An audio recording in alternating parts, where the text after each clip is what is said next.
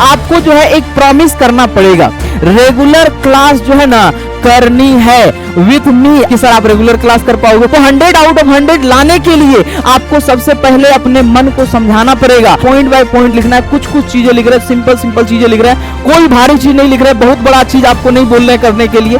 7 से 10 साल का जो है क्वेश्चन बैंक आपको ले लेना है। तो कॉन्फिडेंस होने के बाद आपके दिमाग जो इस बात को एक्सेप्ट कर लेगा कि हाँ अब जो है आप नंबर लाने के काबिल हो चुके हो। सबसे आसान तरीके से कैसे इंप्रूवमेंट कर सकते हो, तो 100 आउट ऑफ 100 लाने से कोई नहीं रोक सकता है। हेलो बच्चा पार्टी, कैसे हैं आप लोग? आई होप कि आप लोग अच्छे होंगे। तो सभी को राधे राधे। और आज हम लोग बात करने वाले हैं बच्चा कि सभी को जो है शौक होता है, सभी का मन होता है और सभी का जो है उम्मीद होती है कि बोर्ड एग्जाम में हमको 100 आउट ऑफ 100 मैथ में लानी है।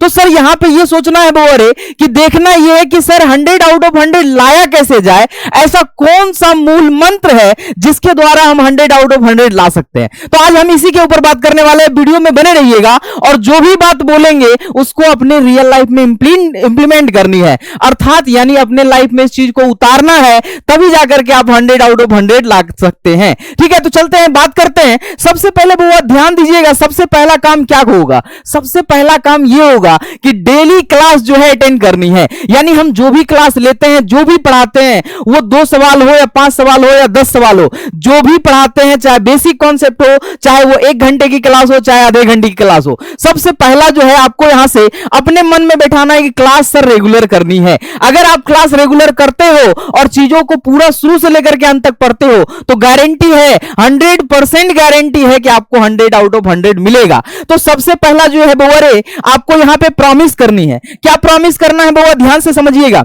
हम 1 बाय 1 हर एक बातों को क्लियर करते हैं, उन सभी बातों को क्लियर करेंगे, वो सभी बातें बताएंगे जिसके द्वारा आप 100 आउट ऑफ 100 ला सकते हो। और हम सभी चीजों को रखेंगे कि क्या क्या किया जाना चाहिए। तो सबसे पहला बउआ आपको जो है एक प्रॉमिस करना पड़ेगा। क्या करना पड़ेगा बउआ?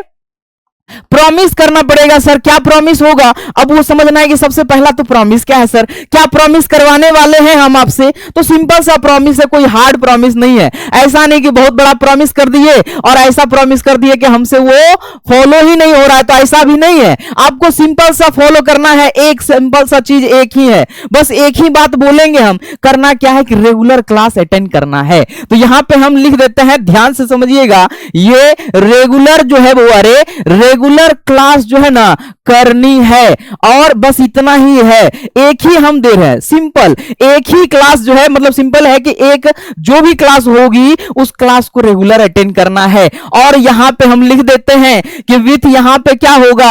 With me. अब यहां पे इस बात को ध्यान दीजिएगा, हमारे साथ आपको रेगुलर क्लास करते चलना है। जो भी क्लास करवा रहे हैं, सिंपल से सिंपल क्लास, फर्स्ट क्लास हो, सेकंड क्लास हो, थर्ड क्लास हो। कई बार क्या होता है, बच्चे ऐसे होते हैं कि सर पहला क्लास आज क्या ही पढ़ाएंगे, छोड़ देते हैं। बच्चे पहला क्लास ही सबसे इंपॉर्टेंट क्लास होती है, उसी क्लास में जो है सभी बातें बताई जाती है, पूरे चैप्टर में क्या चलने वाला है, पूरे चैप्टर में क्या आने वाली है। तो पहली क्लास सबसे इंपॉर्टेंट होती है, उस चीज को भूलने की या छोड़ने की गलती ना करे। ठीक है, तो क्लियरली सभी क्लास को रेगुलर आपको क्लास अटेंड करना है। अगर अपने आप को इस चीज के लिए मान लेते हो, अगर आप इस चीज के लिए अपने आप को तैयार कर लेते हो कि रेगुलर क्लास करेंगे सर, अब देखो ऐसी तो बात नहीं है कि सर आप रेगुलर क्लास कर पाओगे, कई समस्याएं आएंगी इसमें। ये छोटा सा चीज है, एक छोटी सी प्रॉमिस है, लेकिन इसके बीच में समस्याएं बहुत सारी है। अब वो समस्याएं क्या है उसके ऊपर थोड़ा सा ध्यान दीजिएगा। हम मानते हैं और हम ये भी चाहते हैं कि खुदा ना खास्ता ऐसा हो, लेकिन आपको पता है कि सालों भर सभी का तबीयत एक जैसी नहीं होती है। कई बार तबीयत हमारी खराब हो जाती है, कई बार ऐसा सिचुएशन आता है कि हम क्लास अटेंड नहीं कर पाते हैं, या मान लीजिए किसी ऐसे पार्टी फंक्शन में चले जाते हैं, कभी शादी में चले गए, कभी कुछ हो गया, कभी कुछ हो गया। तो ऐसे चीजों में ये जो छोटा सा एक प्रॉमिस है, वो प्रॉमिस आपका मिस हो जाता है। तो इस प्रॉमिस को मिस ना हो, इसके लिए क्या करना है? तो सिंपल लॉजिक ध्यान में रखना है कि सर अगर आज क्लास नहीं कर पाए तो जैसे ही हमको टाइम मिलेगा, अगले क्लास करने से पहले उस पीछे वाले क्लास जो आपका जो है बैकलॉग हो गया है, उस क्लास को जाकर के देख लोगे, बढ़िया से रिवीजन कर लोगे, उसके बाद क्लास अटेंड करना। यानी अगर आपका क्लास छूट भी जाता है तो टेंशन नहीं लेना है, लेकिन उसको करना है। इस प्रॉमिस को सबसे पहला ये प्रॉमिस आपको करना है कि सर रेगुलर क्लास करेंगे, या तो रेगुलर क्लास हो जाए या छूट रहा है तो उसको हम क्या करेंगे, पहले उसको कंप्लीट करेंगे, उसके बाद आगे बढ़ेंगे। सबसे पहली बात। दूसरी बात बउआ यहां पे ये होता है, ये सबसे ज्यादा जो है बउआ रे, सबसे ज्यादा बउआ रे इसमें माइंड गेम जो है काम करता है। अब इसमें कहिएगा सर माइंड गेम काम क्या करता है? अगर हमारा दिल, हमारा मन 100 आउट ऑफ 100 लाने का नहीं, 100%, अगर मान लो ये मेरा दिमाग ही अगर नहीं एक्सेप्ट कर रहा है कि हमसे 100 आउट ऑफ 100 होगा, अगर हमारा दिल ही नहीं मान रहा है, या फिर बोल सकते हैं कि सर हमारा दिल ही हार चुका है इस बात के लिए, तो हम तुम बोलते हैं कि सर 100 आउट ऑफ 100 नहीं आ पाएगा। हमको ऐसा लगता है कि अगर हमारा दिल नहीं मान रहा है तो इसका मतलब है कि 100 आउट ऑफ 100 नहीं आएगा। तो 100 आउट ऑफ 100 लाने के लिए आपको सबसे पहले अपने मन को समझाना पड़ेगा, अपने दिल को तसल्ली देना पड़ेगा, अपने दिमाग को उस लेवल पे लेकर के जाना पड़ेगा कि मानेंगे कि नहीं हमको 100 आउट ऑफ 100 आएगा। और ये चीजें दिमाग कब मानती है? दिमाग तब मानती है जब उसको सच में लगे कि हाँ तुम कर सकते हो। ऐसा नहीं हवाबाजी में कुछ भी कमेंट कर दे कि हाँ ये कर लेंगे वो कर लेंगे, लेकिन दिमाग मानने के लिए तैयार नहीं हुआ। क्यों? क्योंकि आप ऐसा काम नहीं कर रहे हो। अच्छा ऐसा काम करेंगे क्या? तो हम रेगुलर क्लास करेंगे, रेगुलर क्लास करने के साथ साथ क्वेश्चन के ऊपर प्रैक्टिस करेंगे, और अगर क्वेश्चन के ऊपर प्रैक्टिस बहुत अच्छी हो जाती है तो दिमाग इस बात को मानने के लिए तैयार हो जाता है कि हाँ अब लगता है कि तुमसे 100 आउट ऑफ 100 तो आ सकता है। तो इन चीजों को ध्यान देना है। अब यहां पे ये हो कि सर माइंड गेम का जो हम लोग बात बोले हैं उसको कंप्लीट करने के लिए क्या करना पड़ेगा, कैसे हम अपने दिल को तसल्ली दिलाएंगे कि 100 आउट ऑफ 100 हम ला सकते हैं। उसके लिए कुछ कुछ काम है, ज्यादा नहीं है, सिंपल सी चीजें हैं, उनको ध्यान दे देना है, ध्यान दे देना है, सिंपल सिंपल। अब यहां पे देखोगे हम पॉइंट बाय पॉइंट लिखना है, कुछ कुछ चीजें लिख रहे हैं, सिंपल सिंपल चीजें लिख रहे हैं, कोई भारी चीज नहीं लिख रहे हैं, बहुत बड़ा चीज आपको नहीं बोल रहे करने के लिए। एकदम छोटा छोटा काम अगर कर लेते हो शुरू से, अभी से हम लोग का क्लास शुरू हुआ है, अगर अभी से ही इन चीजों पे ध्यान दे दोगे तो उम्मीद रखो और गारंटी हमारी है, हमारे साथ क्लास रेगुलर करते रहोगे तो गारंटी हमारी है कि आपको उस लेवल तक ले जाएंगे और आपको 100 आउट ऑफ 100 दिलवाएंगे। तो सिंपल काम क्या करना है, ध्यान दोगे तो सबसे पहला जो है एनसीईआरटी जो है सर, एनसीईआरटी का जो बुक है, एनसीईआरटी का जो बुक है, अब ध्यान से समझोगे, एनसीईआरटी बुक जो है सबसे ज्यादा जरूरी होता है, सबसे ज्यादा ये जो है ना बोरे ये जरूरी है, ये सबसे ज्यादा जरूरी है। बाद बाकी आप जो भी करते हो, अब जैसे मान लो बहुत बच्चे होते हैं जो सर केसी सिन्हा बनाते हैं, बहुत सारे ऐसे बच्चे हैं जो आर.एस. अग्रवाल बनाते हैं, बहुत सारे ऐसे बच्चे हैं दास गुप्ता, आर.डी. शर्मा, ढेर सारे बुक बनाते हैं।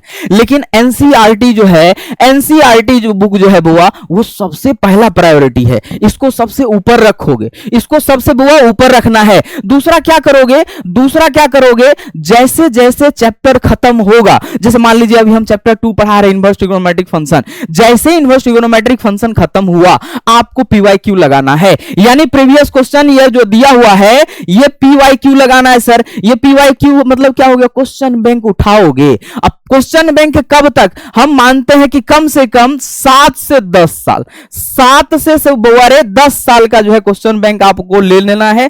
पिछले 10 साल में क्या क्या क्वेश्चन पूछा गया उसको लेकर के बनाओगे। जैसे मान लो इन्वर्स पढ़ा रहे, इन्वर्स पढ़ लिए, इन्वर्स खत्म हो गया तो इन्वर्स से रिलेटेड जितने भी क्वेश्चंस हैं वो हमसे बनने चाहिए, और अगर ये बनाते हो तो आपका बहुत अच्छा इंप्रूवमेंट होगा। आप पहला चैप्टर पढ़े, पहला बना लिए, दूसरा चैप्टर पढ़े, दूसरा बना लिए, तीसरा चैप्टर पढ़े, तीसरा बना, इस प्रकार से अगर करते हो तो चीजों के ऊपर इतना अच्छा कंट्रोल होगा कि पूछो ही मत। तो ये पीवाईक्यू बनाना है, और आपको सर रेगुलर आपको इसके ऊपर टाइम देना पड़ेगा।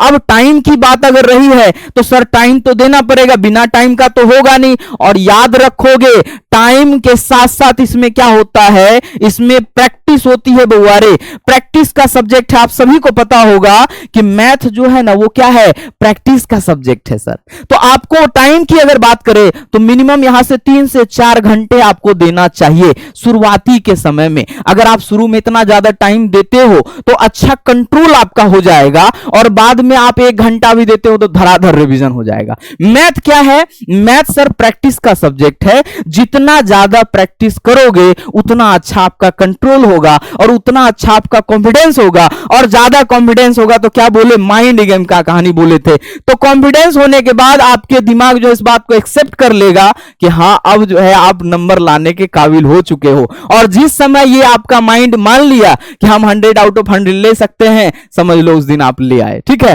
तो ये हो गया, कुछ चीजें ये हो गई। और इसमें क्या है, कुछ कुछ बातें ध्यान देना है, इसके बाद भी कुछ कुछ चीजें हैं। अब क्या चीजें हैं, तो आपको क्या करना है, एक टाइम टेबल बनाना है बुआर। एक क्या कर लो, एक टाइम टेबल बना लो, एक टाइम टेबल बना लो, एक टाइम टेबल बना लेना है बुआरे।